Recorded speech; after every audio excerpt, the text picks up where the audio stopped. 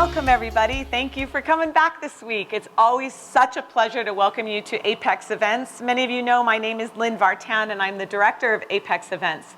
One of the things we love to do with this series is really look into all aspects of our world, of our culture, and of what we do here. And what are we trying to do here? We're trying to do education.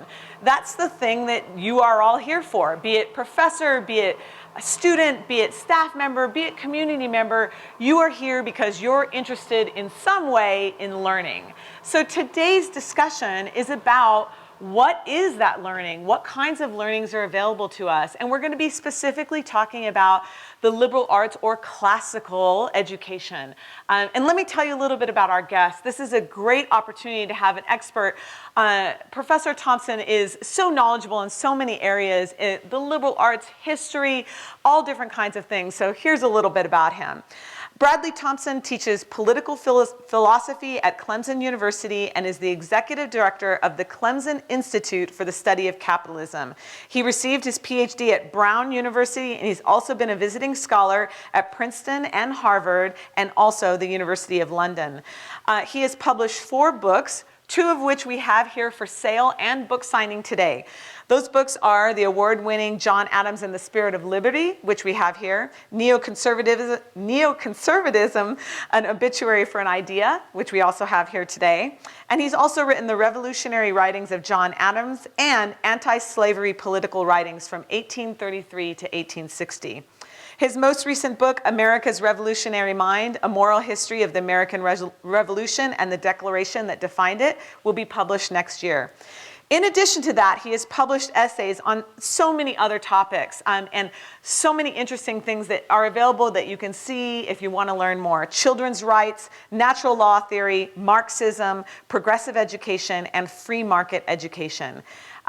His writings on John Adams have been on C-SPAN. He is definitely an advocate for discussing education and getting the conversation going. And we are thrilled to have him on campus this week. Ladies and gentlemen, please welcome Professor Bradley Thompson.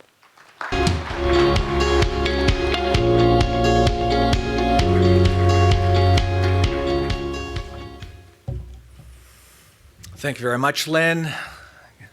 Good morning, ladies and gentlemen. It's a great pleasure for me to be back here in Cedar City, Utah, one of my very favorite places in all of the United States. And it's a great pleasure to be back at Southern Utah University. And I'd like to make a special shout out to Lynn Vartan and the APEX lecture series for hosting me here. It's a great honor for me to be here with all of you today. I would like to begin my talk with an apology to all of the young people here today. On behalf of my generation and the generation that preceded mine, I would like to tell you how sorry I am that we screwed up American higher education. As a small token of recompense, my goal today is to make the case for a certain kind of forgotten education, a form of education that I consider to be your birthright, what was once known as a liberal education. Before I do that, though, allow me to briefly characterize the state of American higher education. It is no secret that the ideals once associated with a liberal education are dying on America's college campuses. Humanities majors have declined by some 20% in the last decade. Students, often encouraged by their parents, now come to college seeking practical majors in the various STEM subjects or in business. When I ask students what they hope to get out of their college education, the number one answer by far is a job, which makes perfect sense if you're paying $100,000 to $200,000 over 4 years to get a college diploma. Very few young people arrive on our campuses with the hope or expectation of setting off on an intellectual adventure to discover strange new intellectual worlds, of learning about the nature and meaning of our lives and the world in which we live. To compound matters, our universities have no vision of what young men and women should know in order to be considered educated, other than to spout banal platitudes about critical thinking skills, competencies, and learning outcomes. When America's 18-year-old freshmen arrive on campus every year, they are confronted with a bewildering array of choices, an academic smorgasbord of courses and programs that are not integrated hierarchically, and they don't add up to a common vision. This, in my view, is the great tragedy of American higher education. We are failing our young people who are ripe and ready to discuss the great questions about justice, the good life, moral virtue, love, friendship, freedom, God, and immortality, to name just a few. Young people actually do care about these things, and if given an opportunity, they throw themselves wholeheartedly into studying them. I have seen it happen. I know it's true. Part of the problem is that our universities are now run by bureaucrats, technicians, MBAs, associate directors of housing and student life, athletic directors, and so on, who have little interest in or knowledge of a proper liberal education. America's college presidents are primarily fundraisers who have very little interest in what is being taught in their classrooms and how it is being taught. I am now in my 26th year of university teaching, and a college president, provost, or dean has never once asked me what I teach, write, or think about.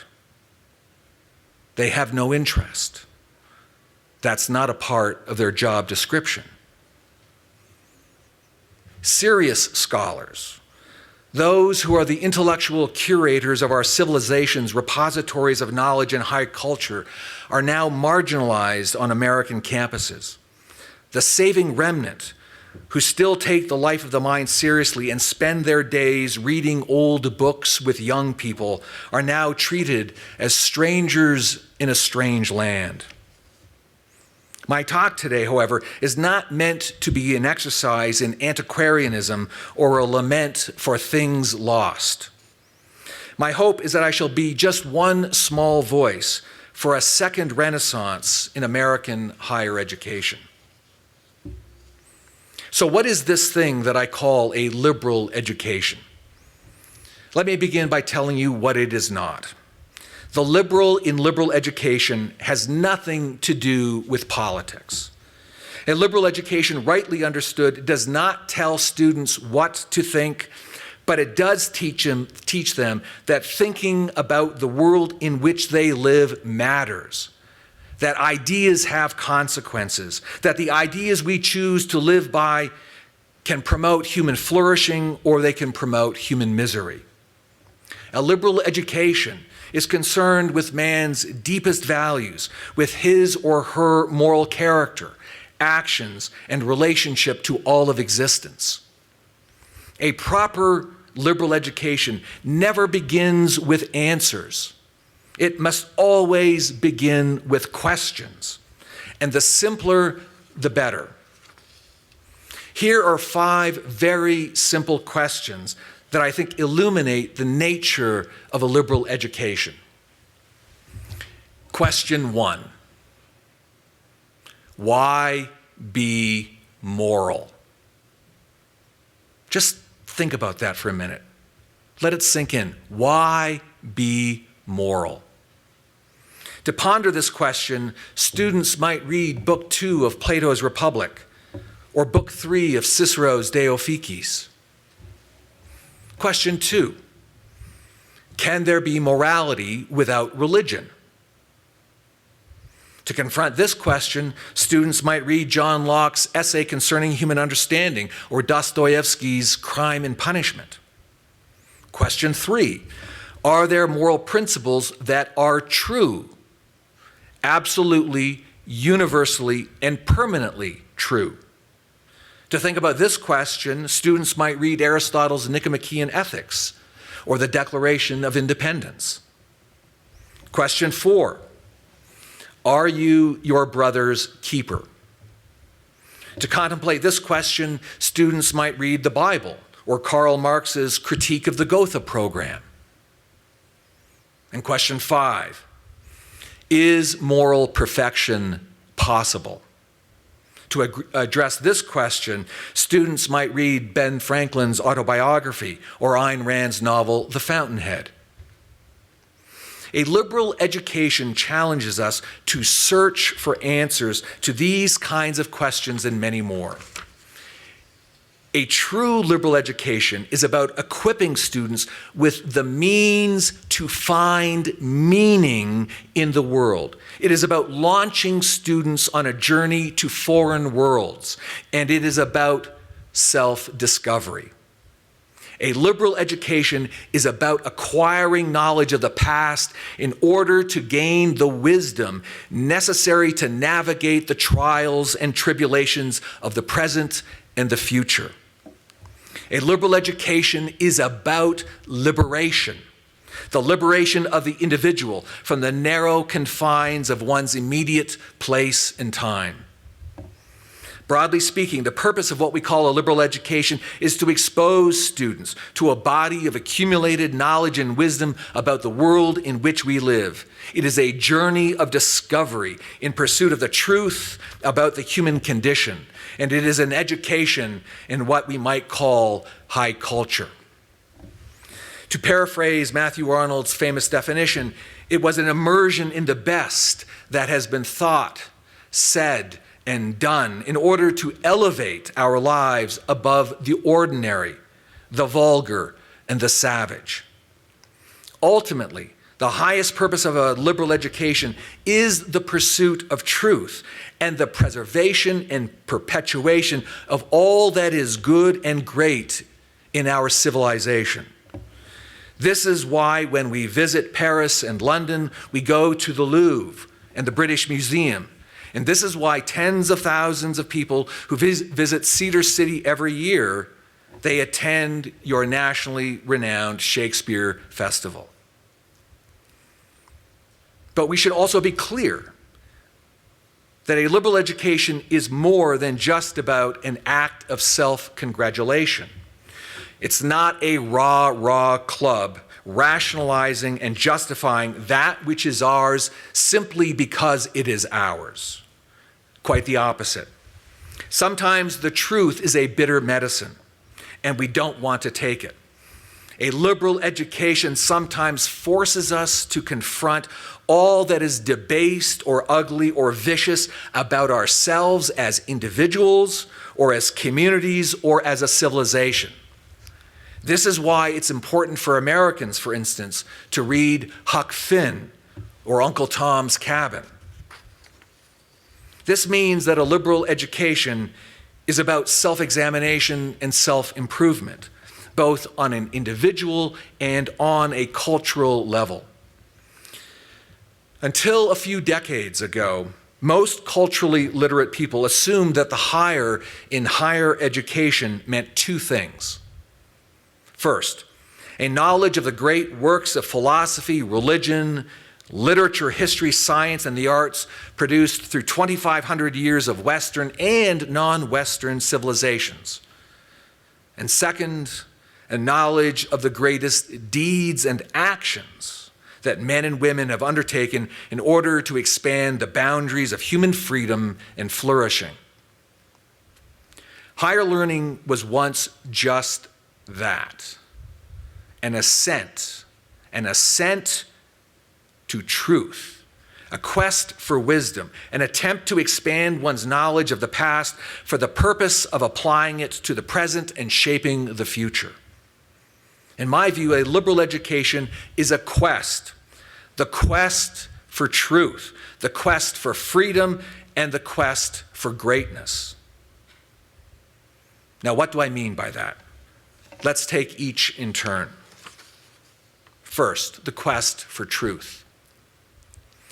Liberal education is first and foremost about the search for truth. It began 2,500 years ago with Socrates, who, according to Cicero, is said to have brought philosophy down from the heavens and turned it toward the most urgent human concerns, namely the just, the good, and the beautiful. In Plato's Apology, Socrates tells his interlocutors that his lifelong pursuit of truth began with a riddle from the oracle at the temple at Delphi, which announced that he, Socrates, was the wisest of all men. Perplexed, Socrates then set out on a lifelong journey to solve the riddle. What could it possibly mean, he asked. Philosophy, therefore, begins in mystery and wonder. After a lifetime of pursuing answers to the perennial questions, Socrates announced that the oracle was indeed correct. He was the wisest man of all because he knew nothing. Socratic wisdom should not be confused, however, with skepticism or nihilism. Socrates was executed precisely because he pursued the truth, and his example launched Western civilization on a 2,500-year search for truth and meaning. Let me now fast forward to the world in which we live. In 1978, the great Czech anti-communist dissident Václav Havel published one of the most powerful essays of the 20th century. Its title was The Power of the Powerless. Written under the threat of censorship, harassment, arrest, imprisonment, interrogations, and torture, Havel encouraged his countrymen to live in the truth. But what could that possibly mean? To live in the truth. The whole communist system, from its schools to the ballet, to the media, to its architecture, was built to reinforce a lie. The big lie. The lie which said that socialism would lead to prosperity and freedom. Of course, just the opposite was true. Behind the veneer of this smiley-faced socialism was the brutal truth, which told a very different story. Havel illustrated his point by telling the story of a greengrocer, a shopkeeper, a nobody, a man who sells fruits and vegetables from a pushcart. Every day, this otherwise invisible man obediently put a sign above his carrots and onions urging, "Workers of the world, unite." Havel's greengrocer doesn't really care about communism. He barely even knows what it is, but he dutifully puts up the sign every day. Why? He does so partly out of habit, partly to get along, but he mostly does it out of fear. He fears the consequence of not doing it. And with this fear comes humiliation, the humiliation of not being a man who controls his own life, the humiliation of living a lie and knowing it. But then one day, after countless petty humiliations, our greengrocer says no, and he refuses to put up the sign. He realizes that in order to preserve his sanity and his dignity, he must say no. He cannot live a lie any longer. He is impelled to live within the truth. It's a small, insignificant act of disobedience that few will notice. But Havel's point is twofold. First, the invisible man of communism now becomes visible to himself, in effect, born again, saved. And second, Small acts of disobedience in the name of truth, replicated hundreds and then thousands of times, are the means by which whole societies can escape the darkness of Plato's cave. A liberal education rests on the assumption that the human mind is capable of grasping reality, of understanding the world and man's relationship to it, of distinguishing between true and false, good and bad, just and unjust, honorable and dishonorable, beauty and ugliness. Of course, all such thinking and all such judgments presuppose knowledge of, or at least the pursuit of, objective standards of truth and goodness. Take, for instance, the Roman philosopher Epictetus, who writes in his discourses, quote, "The fact that someone holds this or that opinion will not suffice to make it true, any more than we are inclined to trust a person's word in dealing with weights and measures." Close quote. Either way, whether discussing people's views about justice and the good life or claims about weights and measures, Epictetus implores his students to search for and develop what he called an objective standard, an absolute, universal, permanent standard by which to measure true and false, good and bad, right and wrong. In order to explore these kinds of questions, the mind must be free to seek and grasp the truth. Thinkers from Socrates and Aristotle to Locke and Jefferson knew this. A key aspect of liberal education is to impart the truth.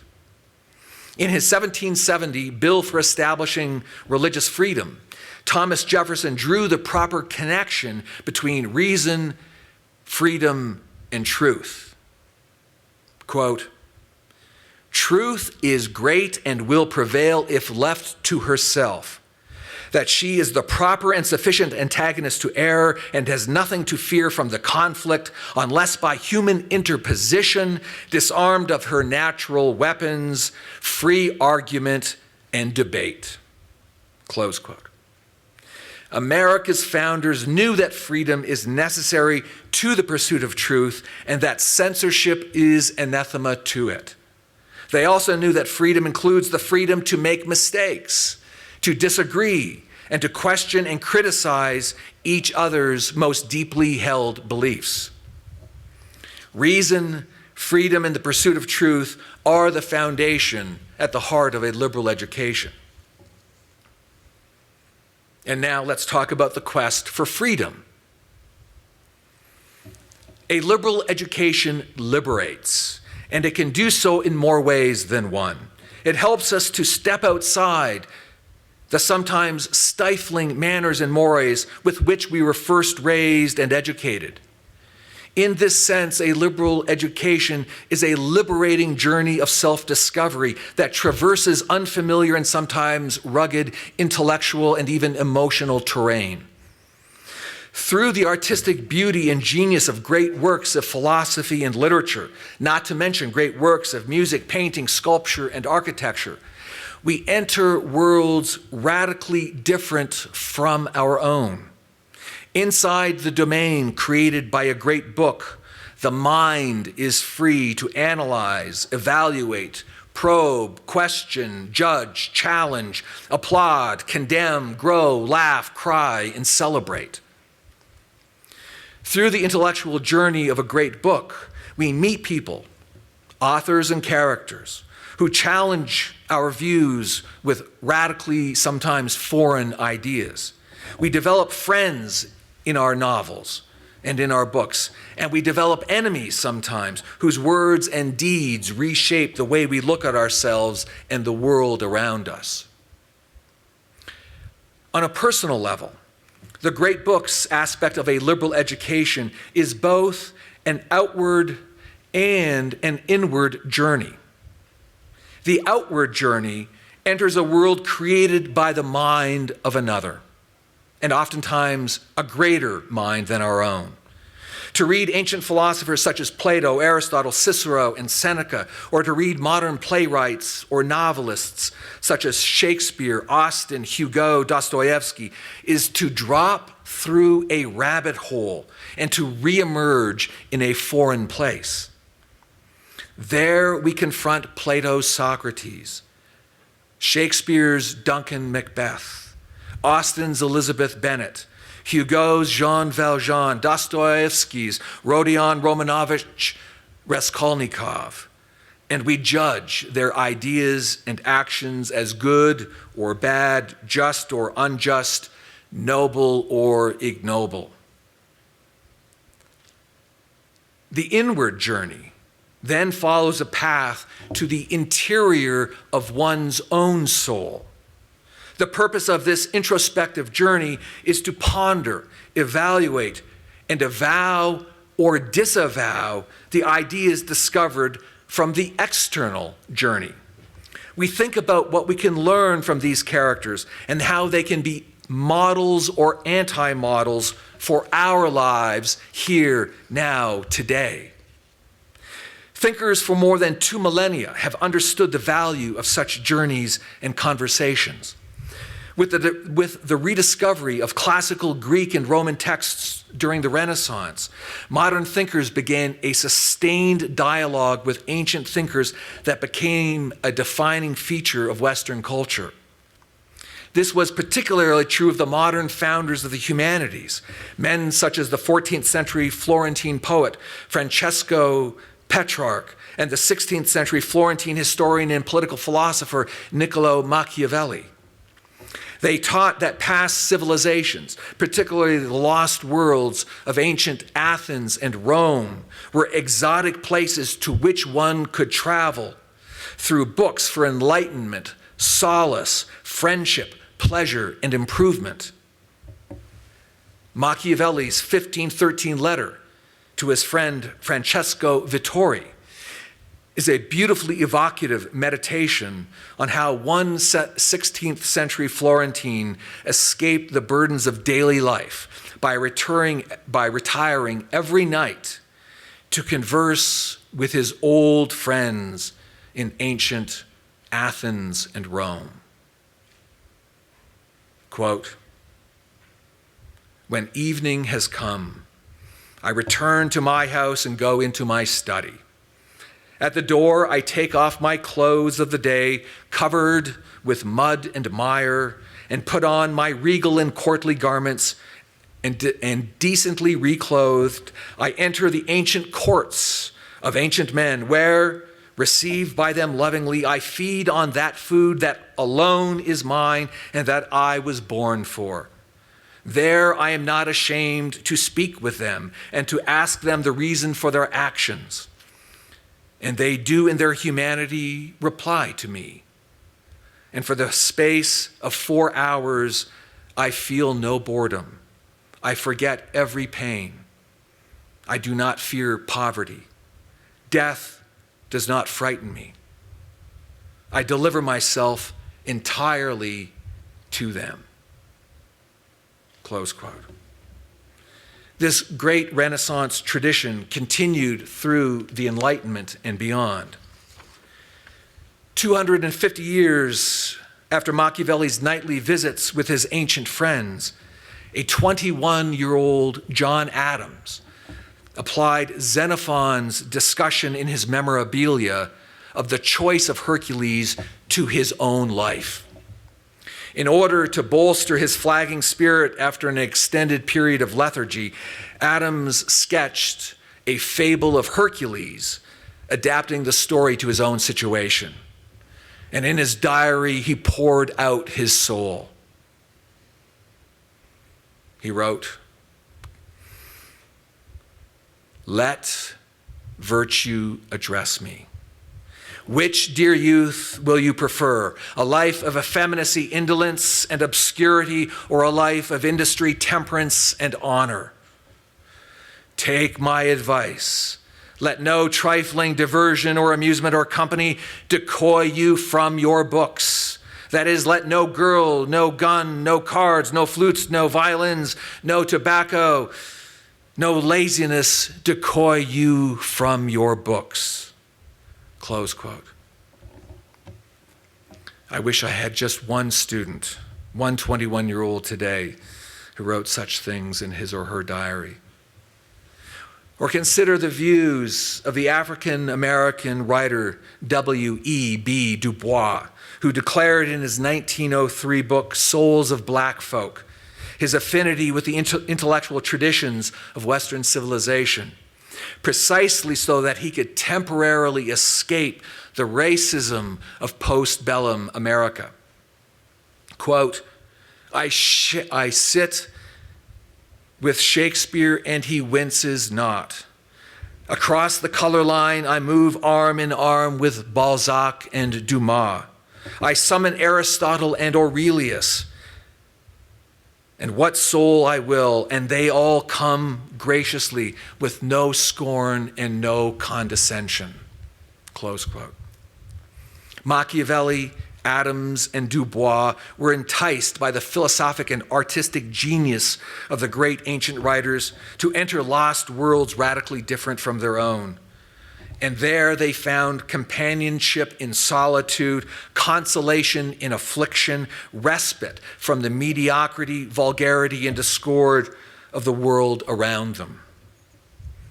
This is precisely what Robert Maynard Hutchins was referring to when he spoke of the great conversation, a conversation that takes place every day here at Southern Utah University, where a student reads Plato's Republic or Jane Austen's Emma, or when all of you attend plays at your wonderful Shakespeare Theater. Let's turn now to the quest for greatness. A liberal education also fosters what Alfred North Whitehead called the habitual vision of greatness. This vision originated with the ancient Greeks and Romans and was adopted in part by the Christians and then was likewise embraced by secular Enlightenment thinkers. In Philippians 4:8, for instance, we are presented with a view of education that runs parallel to the Greco-Roman tradition. Quote, finally, brothers, whatever is true, whatever is honorable, whatever is just, whatever is pure, whatever is lovely, whatever is commendable, if there is any excellence, if there is anything worthy of praise,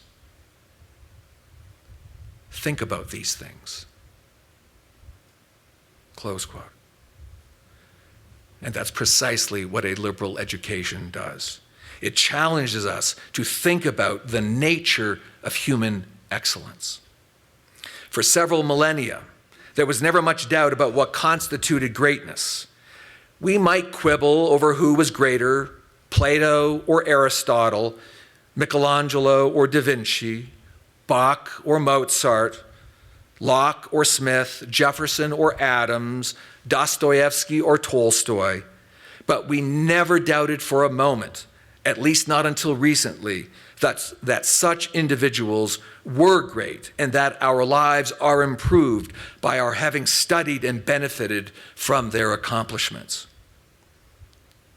In this sense, the goal of a liberal education is to identify and inform students of important ideas, people, cultures, creations, and events of the past that have advanced human life, and to inspire them to pursue their own vision of greatness in life. A liberal education enables students to perceive the breadth and depth of human accomplishments and to aspire to a life beyond the banal and vulgar pathways that dominate so much of our contemporary culture. A proper liberal education exposes students not only to great books, great oratory, great music, great architecture, great scientific discoveries, great technological inventions, but also to the lives of those heroic men and women whose actions in life day to day demonstrate the benevolence, magnanimity, and ingenuity of the human spirit. Think Helen Keller and her teacher, Annie Sullivan.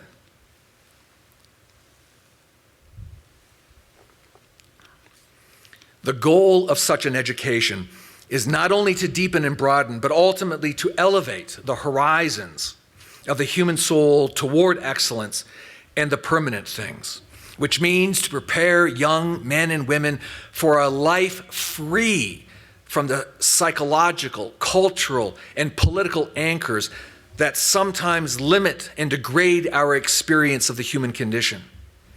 Such an education challenges us to be better than we are. In the experience of greatness, we see the near limitless boundaries of human accomplishment, and we aspire to something more than the banal and vulgar that dominates ordinary life. We are improved as individuals and as a society by our experience and confrontation with minds greater than our own. A liberal education begins by studying and discussing the great intellectual and cultural artifacts of Western civilization, but it must not become simply an antiquarian, contemplative, or scholarly exercise divorced from human action and the living of a fully productive human life. Ultimately, its practical goal is to help individuals identify, clarify, understand, cultivate, and achieve their own deepest longings, which means to live better and more fulfilling lives than they might have done so otherwise.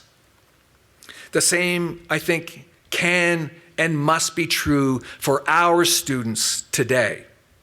If given the chance, great books can expand the inner worlds and elevate the lives of 21st century American teenagers and 20-somethings. Consider, for instance, Cicero's discussion of Marcus Atilius Regulus in De Officiis, which I teach to freshmen every year. Regulus, Cicero tells us, was a Roman consul and general captured by the Carthaginians in 255 BC during the First Punic War.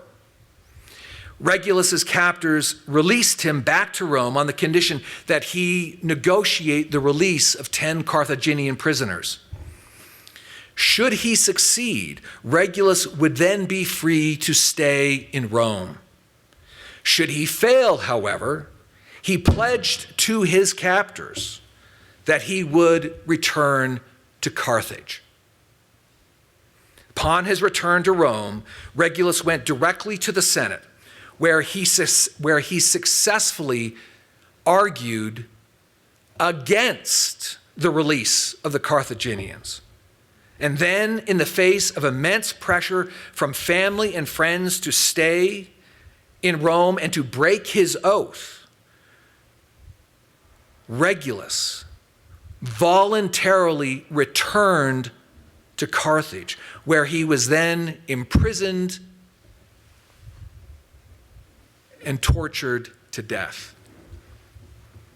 Cicero recounts Regulus' story in order to have his readers consider the relationship between the honorable and the useful. Cicero recognizes that for most people, the useful or the self-interested would have been for Regulus to renege on his oath and to live out his life in peaceful retirement surrounded by friends and family. Not so for Regulus or Cicero. For Cicero's great-souled man, there can be no dichotomy between the honorable and the useful, which means that Regulus's decision to return to Carthage represents the embodiment of the useful. But how can this be so? It's counterintuitive, right, to how most of us think. For Cicero, the man of high moral character could not break an oath without doing damage to his honor. In returning to Carthage, Regulus was protecting the integrity and beauty of his most selfishly prized possession, his honor. My Clemson students are utterly captivated by Cicero's account of Regulus. Imagine how strange and shocking Regulus's actions must seem to a generation of college students raised on safe spaces and trigger warnings. Such actions are seemingly incomprehensible to them. Pondering Cicero's account of Regulus forces them to confront one difficult question. What would they do in a similar situation? What does honor mean to 21st century 18-year-olds? Whatever their conclusions, their engagement with the story of Regulus makes them, I think, better people. A liberal education, rightly understood, begins with and must never lose sight of two related questions. First, how shall I live my life? And second, to what vision of greatness shall I ascend?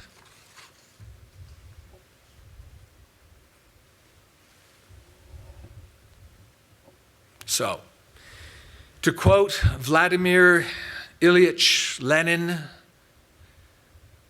what is to be done? Can liberal education be saved in America? One is tempted to quote the title of the 1960s Alex Guinness comedy, Situation Hopeless, but Not Serious. I'm actually optimistic, though. The good news is that great books programs are popping up in unexpected places on campuses around the country. Better yet, these programs are thriving. Why is that? The answer, I think, is clear. Because students from Harvard to Eastern Mississippi Community College want these kinds of programs. At Clemson, I have started the Lyceum Scholars Program. The word Lyceum, of course, is taken from the name of Aristotle's 4th century BC Athens school. In our Lyceum program at Clemson, we use a great books approach to studying the moral, political, and economic foundations of a free society. The Lyceum Scholars Program at Clemson offers 10 scholarships per year to incoming freshmen, renewable over their 4 years. Clemson students are required, in the Lyceum program, are required to take 8 classes together as a cohort. That's 1 class each semester over their 4 years. In their freshman year, they take a course called Introduction to Political Philosophy and a second course called Wisdom of the Ancients, a course in ancient Greek and Roman moral thought. In their sophomore year, they take a course called Political Thought of the American Founding and a second called American Political Thought. In their junior year, they take 2 courses in constitutional law. And in their senior year, they take a course called Political Thought of Capitalism. And then the capstone course is titled Wisdom of the Moderns, which is a course in modern moral thought from Shakespeare to Adam Smith to Jane Austen to Dostoevsky to Ayn Rand. Moreover, and this I think is the really cool, if I can use that word, the really cool thing about this program. Each one of our students is assigned what we call a Socratic tutor, who meets with his or her students for an hour every other week. And the purpose of these meetings is twofold. First, it's to help students translate theory into practice. Take, for instance, a student who's taking my course, Wisdom of the Ancients, and we're reading a very difficult book, Aristotle's Nicomachean Ethics, a book that I've read many times over the course of many decades. And it is a very challenging book for anybody to read. But imagine what it's like for your typical 18-year-old American freshman. But the question is this: how can that freshman take Aristotle's ideas and translate those ideas into their lives here, now, today? Because we don't think ideas should simply be floating abstractions, right? We think that there has to be a necessary relationship between theory and practice. And the second purpose of the Socratic Tutor Program is to challenge students to think seriously and deeply, and maybe for the first time in their lives, about the question of moral character, and more particularly, the question of moral character as it relates to their lives, here, now, today. And let me give you an example of how these sessions typically go. I recently asked one of my students why he was a moral coward. As you might imagine, he was taken aback. To take the edge off, I told him that most people are moral cowards at least some of the time, and I reassured him that in my life, I had been a moral coward. And so he felt more relaxed, and then he admitted, sure, yes. In his life, in his 18 years, there had been times when he, in fact, was a moral coward. We then had a fascinating conversation about how and why it is that most people are moral cowards, at least at some point in their lives. We talked about how moral cowardice is connected to the pleasure-pain mechanism, how it is connected to the passions, how it is connected to free will, how it is connected to rewards and punishments, and how it is connected to our moral values. And that's all it was. It was a conversation. But it was an extraordinary conversation that ended, I hope, I think, with the planting of a small seed. I asked the student, what would it take for him to be less of a moral coward? And then he left. 2 weeks later, when we met again, and we talked about our conversation from 2 weeks ago, he told me that he had spent a lot of time over these 2 weeks thinking about this question, and more particularly relating it to his own life. And he told me that he had made, in some small way, that he had actually made some kind of effort to be less of a moral coward in his life. And of course, these things can be just in the way that we deal with our roommates, our floor mates, our professors, whatever, right? But that's the point, right? It's just to make these young people think, and maybe for the first time in their lives, about these kinds of questions. All right, so what have been the results of this program, the Lyceum Scholars Program? When I first conceived of the program, I was expecting 30, which was 4 or 5 years ago, I was expecting 30 to 50 applications for a program that nobody in America knew anything about except my small staff and me. And we launched the Lyceum Scholars Program with a pathetic marketing budget of a few $1,000s. I should also say that all of the scholarship money was raised privately. I raised the money privately for our scholarships. None of it comes from Clemson University. So, what happened? That first year, when I was expecting 30 to 50 applications, we had 193 applications from high school students in 20 states. The second year, we had 400 applications from students in 30 states. Third year, we had 511 applications from students in 38 states. And this last year, we had 564 applications from students in 40 states. And what about the quality of these applications? In last year's class, when we had 564 applications, 320 of those students had SAT scores in the 1400 range. 180 of the applicants had SAT scores in the 1500 range. I now have high school students and their parents from all over the United States coming to Clemson to be interviewed for the Lyceum program and to learn more about it. My phone is ringing off the hook every day, all day, from parents wanting to learn more about the Lyceum program. The program has been such a smashing success at Clemson, and so many regular Clemson students have wanted to join the program that we've actually had to add a second track, what we call the Lyceum Fellows program, which is a non-scholarship program, but the students are beating the door down to get into it. And in just 18 months, we went from having 0 Lyceum Fellows in the program to 140. Let me bring my talk now to a close by addressing a question that I'm asked all the time by parents. What can my son or daughter do with a degree in the humanities? My response is always the same.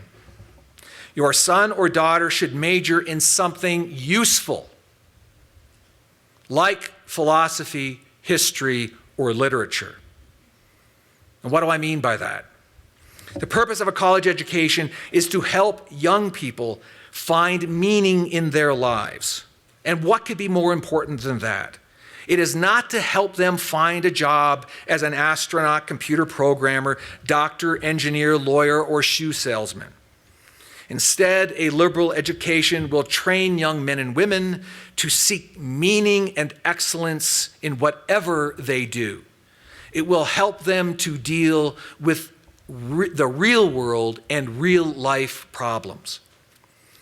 The 18th century philosopher Jean-Jacques Rousseau summed up the purpose of a liberal education, I think, rather nicely. Quote, "Let my student be destined for the sword, the church, the bar. I do not care. Prior to the calling of his parents is nature's call to human life. Living is the job I want to teach him. On leaving my hands, he will, I admit, be neither magistrate nor soldier nor priest. He will, in the first place, be a man." Liberally educated students will be at home in the world precisely because they understand it and understand their place in it.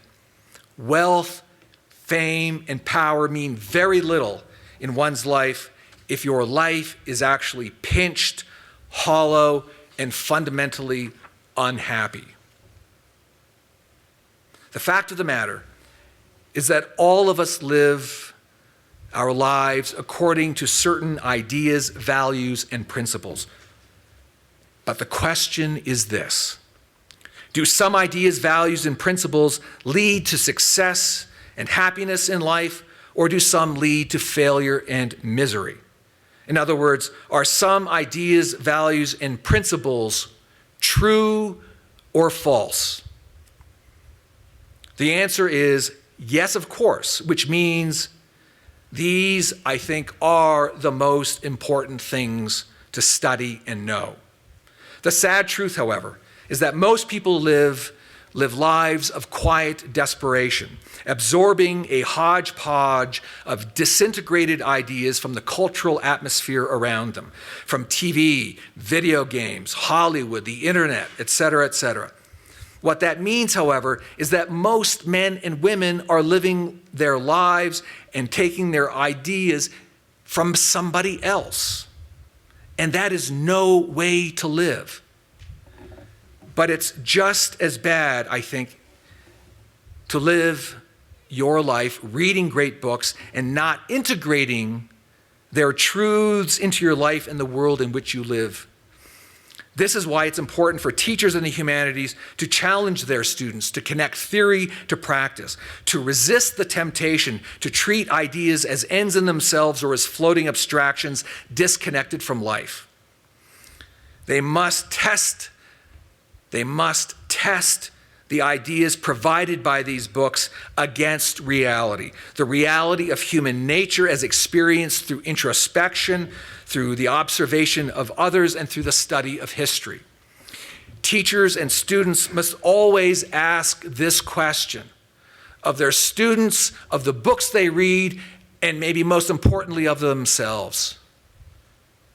Is it true? Then and only then can a liberal education serve the indispensable foundation for living the most completely fulfilling and satisfying human life. In many ways, the task before us is simple. When I introduce American 18-year-olds to the great works of philosophy, history, and literature, the books practically teach themselves. When my students read classic texts such as Aristotle's Nicomachean Ethics or Plutarch's Moralia, I can see the change in them almost immediately.